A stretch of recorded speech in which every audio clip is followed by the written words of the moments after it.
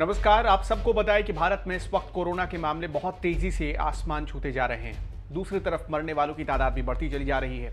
Exam cancel हो चुके हैं। आप देखिए, बहुत बड़ी बड़ी परीक्षाएं, मेडिकल जैसी परीक्षाएं, यूपीएससी की जो परीक्षाएं होनी थी वो, एसएससी की परीक्षाएं, ये तमाम परीक्षाएं कैंसिल हो गई। लेकिन आईपीएल क्यों कैंसिल नहीं हो रहा, ये सवाल इस वक्त हर किसी की जुबान पर है। आज हम इसी सवाल का जवाब आपको देने जा रहे हैं कि आईपीएल क्या कैंसिल करना आसान है बीसीसीआई के लिए। आखिर क्यों बीसीसीआई इस कोविड के दौर में भी आईपीएल करा रही है। जाहिर सी बात है कि इसके पीछे की एक इकोनॉमी होगी। अभी हाल ही में आपने देखा कि कोलकाता नाइट राइडर्स और चेन्नई सुपर किंग्स के कुछ खिलाड़ी और कुछ टीम मेंबर्स पॉजिटिव पाए गए हैं। इसके बाद ये सवाल और तेजी से उठने लगे हैं कि आईपीएल को अब क्या वो सही वक्त आ गया है जब रद्द कर दिया जाना चाहिए। दरअसल इसके पीछे की इकोनॉमी कहती है कि पूरी दुनिया में क्रिकेट का कारोबार तकरीबन 15,000 करोड़ रुपए का है।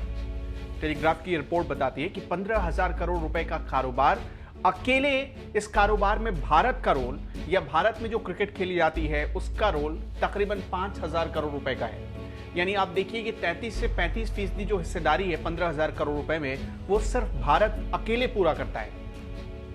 और भारत में ये जो 5,000 करोड़ रुपए जो भारत योगदान देता है कमाई में, क्रिकेट की कुल कमाई में, इसमें से तकरीबन 3,000 करोड़ रुपए की कमाई अकेले आईपीएल से होती है।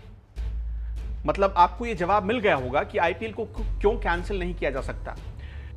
मैं आपको 2019 का एक डेटा बताना चाहता हूं जिसमें अनुमान लगाया गया था कि पूरा आईपीएल 47,000 करोड़ रुपए का होता है और इसमें से 3,000 करोड़ रुपए बीसीसीआई का शुद्ध मुनाफा होता है। बीसीसीआई ये मुनाफा कैसे इस्तेमाल करती है?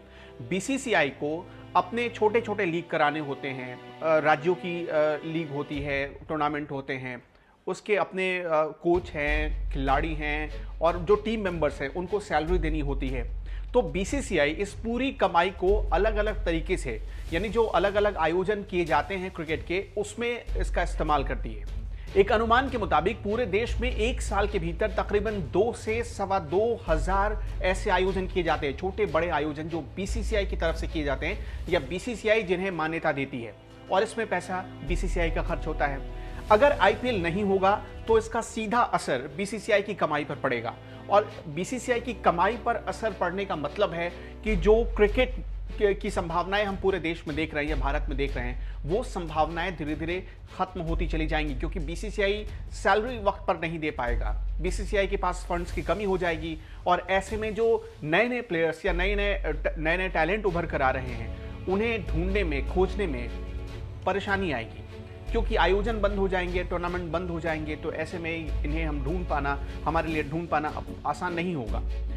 इसलिए बहुत जरूरी है कि आईपीएल कराया जाए, और बीसीसीआई यही सोच रखते हुए इस वक्त आईपीएल को करवा रही है। एक और बड़ी बात आपको बताना चाहूंगा कि पूरी दुनिया में आपने देखा होगा, पूरी दुनिया में क्रिकेट कैंसिल किए जा रहे हैं। अभी हाल ही में ऑस्ट्रेलिया और इंग्लैंड के बीच जो क्रिकेट टूर्नामेंट होना था वो रद्द हो गया है। बताया ये जा रहा है कि सिर्फ इसलिए ये रद्द हुआ क्योंकि कोविड का दौर है और लोग लगातार, ब्रिटेन में हालत खराब है, वहां लोग मर रहे हैं, तो इसलिए ऑस्ट्रेलिया ने इस दौरे को कैंसिल कर दिया है।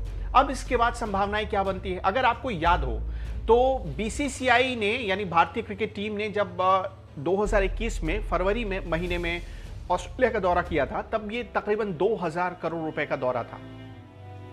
लेकिन उसके बाद ऑस्ट्रेलिया को साउथ अफ्रीका जाना था। साउथ अफ्रीका में तब कोविड की वजह से हर दिन 450 से 500 मौतें हो रही थी, और आज स्थिति ये हो गई कि भारत में 3,000 से ज्यादा मौतें हो रही हैं, लेकिन फिर भी आईपीएल कैंसिल नहीं किया गया। सीधा सीधा इसके पीछे वो इकोनॉमी है जो मैंने आपको समझाने की कोशिश की, यानी 3,000 करोड़ रुपए जो शुद्ध मुनाफा बीसीसीआई का है। इसलिए रद्द नहीं करने के पीछे एक और वजह है, क्योंकि सारे प्लेयर्स, सारे टीम मेंबर्स एक बायो बबल के बीच रहते हैं। मतलब अगर उस बायो बबल को किसी ने तोड़ा तो उसके खिलाफ सख्त कार्रवाई होती है। ये किसी भी प्लेयर के लिए आसान नहीं होता, किसी भी टीम मेंबर के लिए आसान नहीं होता। अब ये जांच का विषय है कि कोलकाता नाइट राइडर्स और चेन्नई सुपर किंग्स के स्टाफ कैसे कोरोना पॉजिटिव हो गए।